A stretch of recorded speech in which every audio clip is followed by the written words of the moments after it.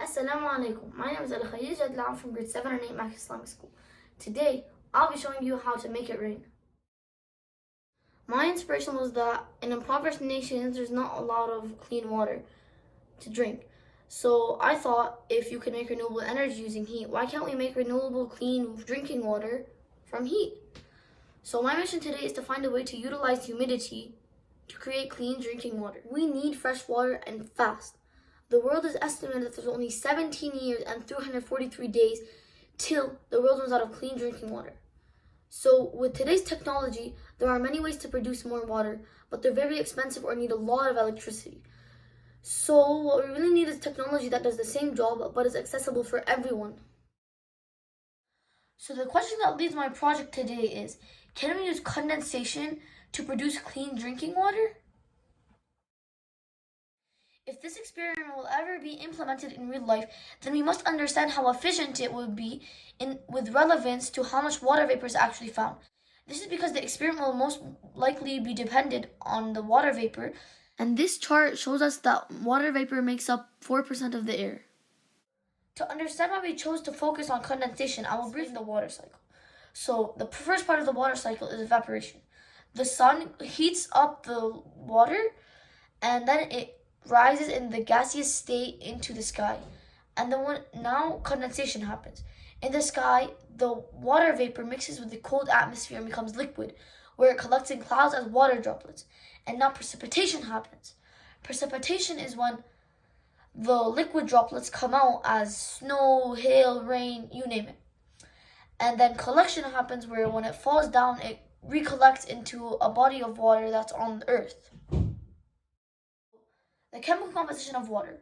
One H2O molecule is made out of one oxygen and two hydrogen. So when a liquid molecule is in its form, they're really close together and jumbled up. But when you add heat or more motion, it turns into its gaseous state. So that means the particles, they spread apart.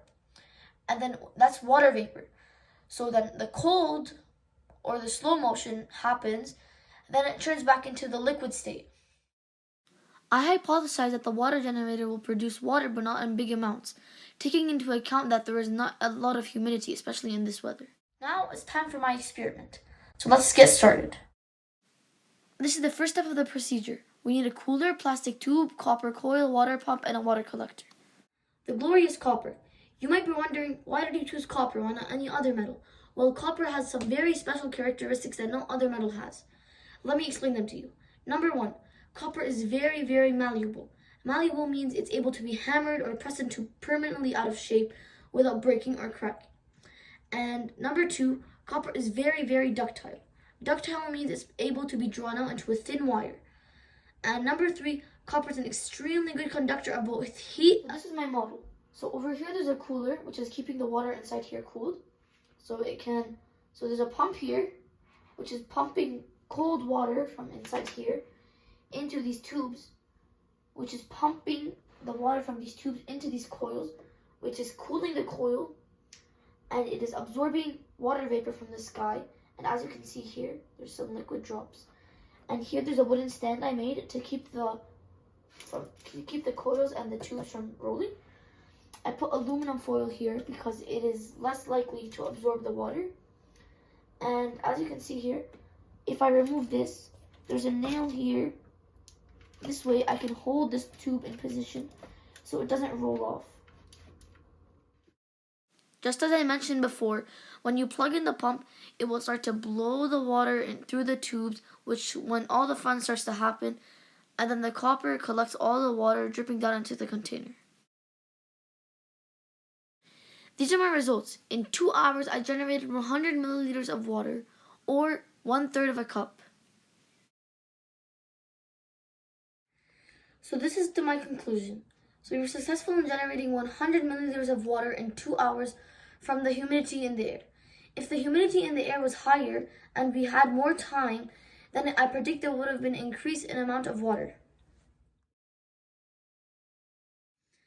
How can my project be used in the future? Well, we can use this as a side method to gather water instead of using wells and stuff like that. So it can be made into bigger models to generate more than what mine generated. So we can use this in impoverished countries, or we can use it in really humid ones like Saudi Arabia, Sudan, Brazil, so on. This is the end of my project. I hope you enjoyed, and I hope you learned something new from this. Have a nice day.